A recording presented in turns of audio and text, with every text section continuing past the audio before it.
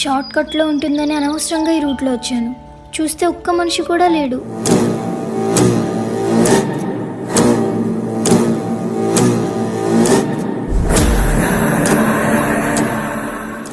వీలైనప్పుడల్లా call చేస్తుండ్రా. సరే అక్క, పాప జాగ్రత్త. మావయ్య ఆర్మీ అమ్మ, సెల్యూట్ చేయి.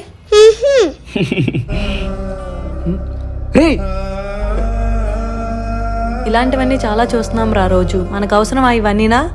నీకు టైం అవుతుంది, నువ్వు వెళ్ళు. మన దేశాన్ని కాపాడడానికి నాలాంటి ఎంతో మంది సైనికులు సరిహద్దుల్లో ఉన్నారు.